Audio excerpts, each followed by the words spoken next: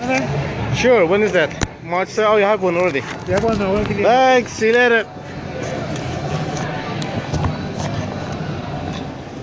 I hear the police were outside Quaker's meeting house the other night. Or are they? A friend of mine was going in there and they were asking if she was involved in Occupy or not. Ooh, really? Yeah.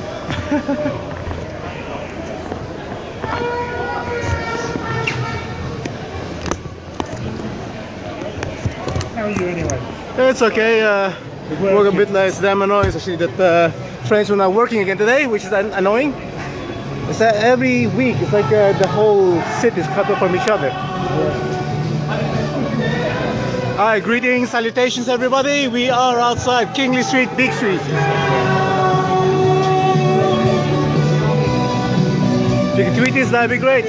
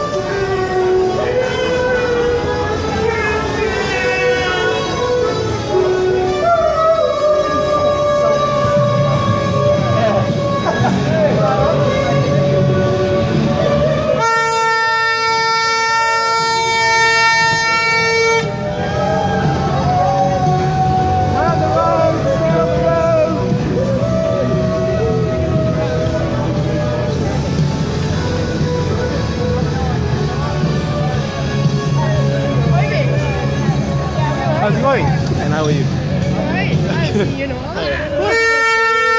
Always all over the place.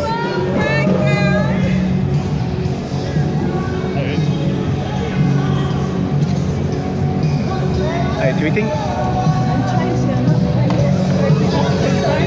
Okay.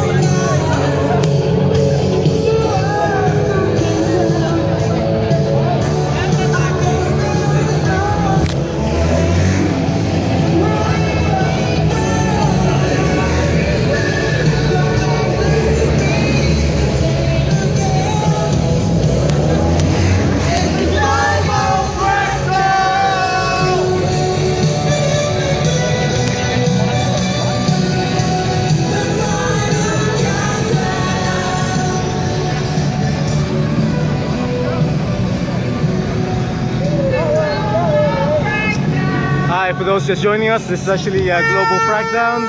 It's about 400 locations around the world doing this.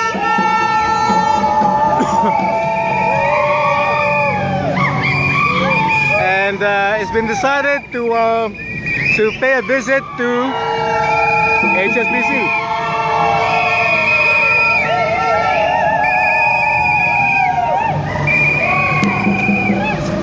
And guess what?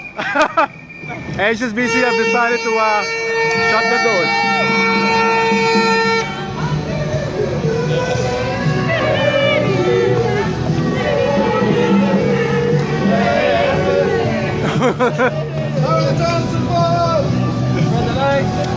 Welcome. That'll be Fracking underneath HSBC, this branch of HSBC in Piccadilly Circus.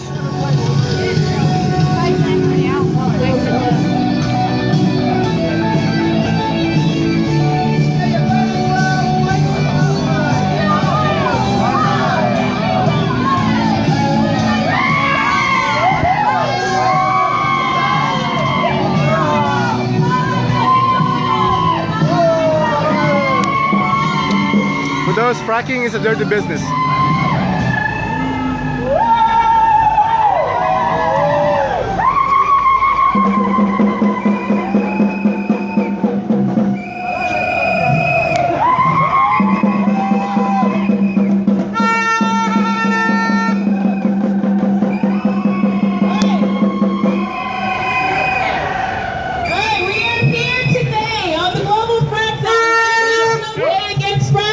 And we're here outside HSBC because they are the Frackers local bank. They're funding fracking in the UK, in Canada, in Algeria.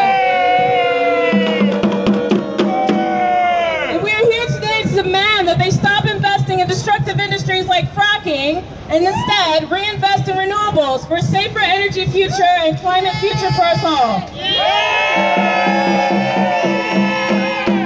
So first up we have a speaker, Charles Metcalf, who is a campaigner from Balcom.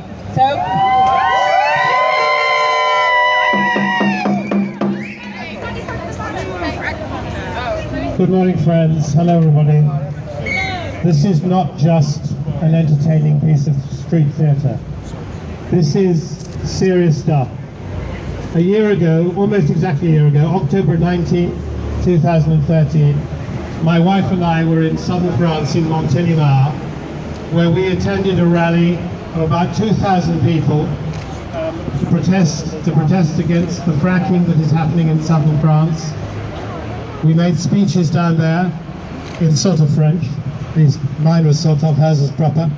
And I think it's very important that we don't forget that this activity is still happening now.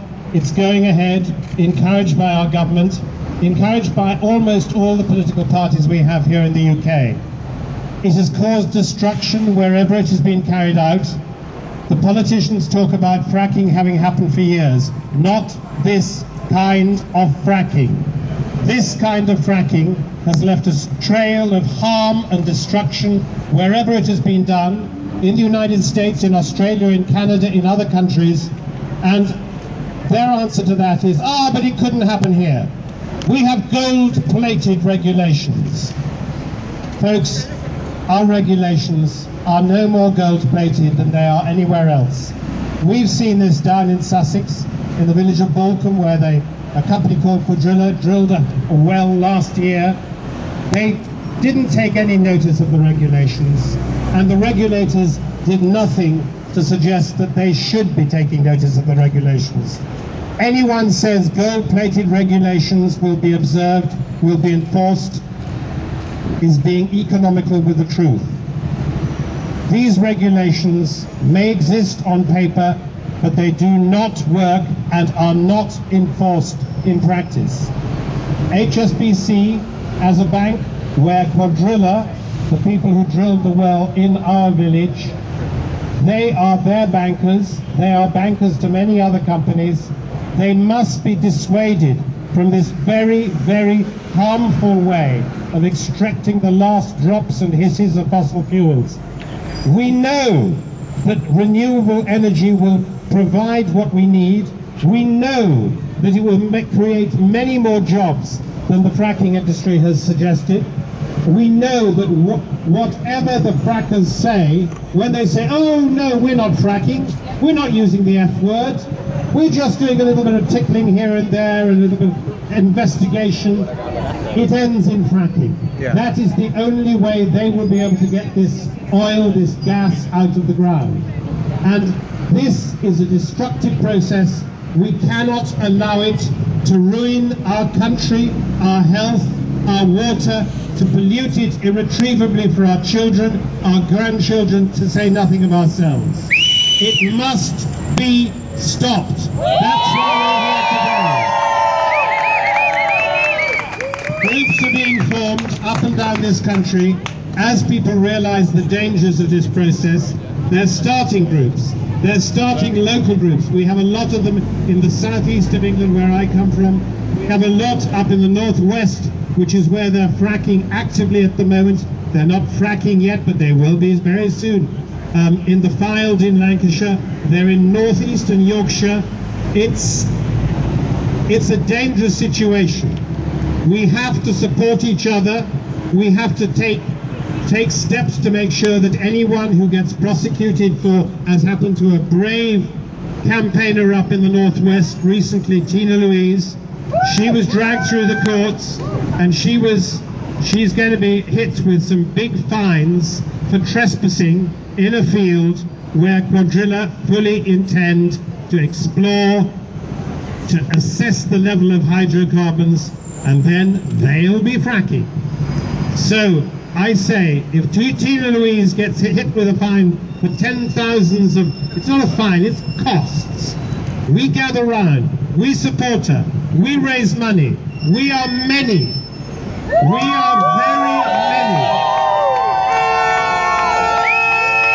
If each of us donates a small amount of money, that will not make that much difference to our individual pockets. It will make a huge difference to enabling the campaign to continue, for brave people like Tina Louise to continue occupying places which would otherwise be harmed and their environments damaged. We must continue. We must fight the TTIP, the Transatlantic Trade and Investment Partnership. This is another agreement in the disguise of providing jobs and lots of money for all of us. It's going to be a way for huge corporations to take over, to completely nullify the laws regulating our food safety, the safety of our environment. We must do all we can to make people aware of this. At the moment, the negotiations are happening in closed rooms, in cities like Brussels, and they're happening between the EU and between the United States. There's another trade agreement which is about to be concluded between the EU and between Canada. These must be stopped. There's a process at the moment in which a drilling company, Lone Pine Resources, is suing the state of Quebec, who have had the temerity to impose a moratorium on fracking. Sensible people, wise politicians. All they want to do is make inquiries to see whether it is as safe as the proponents claim it is, and they are being sued for millions of dollars by Lone Star Resources. That is the kind of thing we can expect to come to Europe if this agreement goes through. We must make sure people realize the dangers and oppose it right to the politicians in Brussels. Sometimes I feel the ones here in Westminster are deliberately deaf. They hear when they want to hear, and otherwise they just turn their ears, they put stoppers in their ears, and they start going la la la la la la la la. We have to keep fighting, folks, and this is a good step along the way. Stop HSBC funding this industry and keep up the fight against fracking. Thank you.